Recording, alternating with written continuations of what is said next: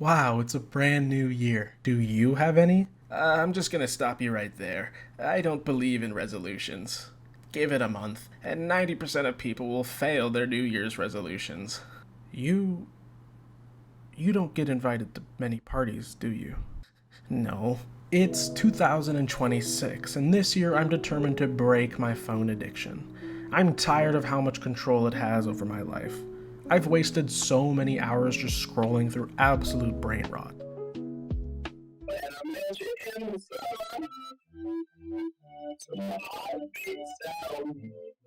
I know I'm not the only one who feels this way.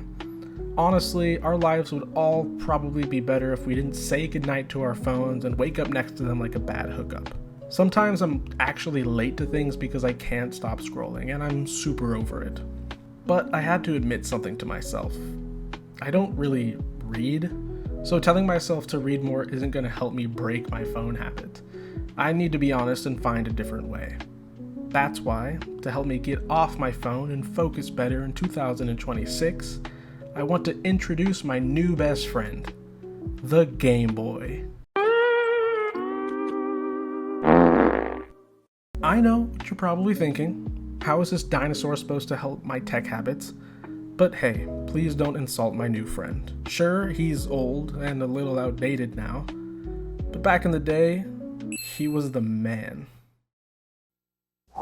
They said it wasn't humanly possible, but now you can have all the power and excitement of Nintendo right in the palm of your hand. Introducing Game Boy. It's portable, it's in stereo, and its games are interchangeable. Let's take a quick look at its history. Nintendo took a different approach when they released the Game Boy. Other handheld consoles like the Game Pocket were more advanced, but all that extra tech made them less practical. The Game Pocket was ahead of its time, but it couldn't run on just AA batteries alone. Nintendo, on the other hand, focused on making the Game Boy's battery last longer so it could survive long car rides and flights. This was a risky move because Nintendo was about to release a console that was years behind its competitors. But now it seems obvious. Nintendo changed handheld gaming by really understanding what its fans wanted. The Game Boy didn't have a backlit screen or built-in software, but it made room for all kinds of games by focusing on cartridges.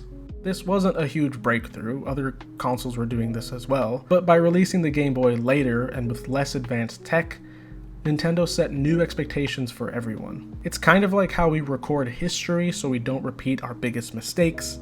At least that's the idea, right? Nintendo might be a little out of touch in 2026, but it's still amazing that the bold choices they made in 1989 led to such a huge era for handheld gaming. I have mixed feelings about the Switch too, but I was seriously impressed when the original Switch came out. All this innovation is why I've always considered myself a Nintendo fan, or at least I used to. So if all goes right, then I've prepared a year's worth of amazing Game Boy experiences ahead of me. I plan to charge my phone in another room before bed and keep my Game Boy on me as much as possible. My hope is to gain a deeper appreciation for some of my favorite franchises and to be introduced to niche experiences as well. Be prepared to enjoy my Game Boy series on this channel. I intend to get the most out of the Game Boy and play some of the most important Game Boy games to ever be released on the original console. So as I head into February, can you guess what the first game will be? Here's a hint. We look exactly the same. That's right. I'll see you in Dreamland next month. Thanks for watching.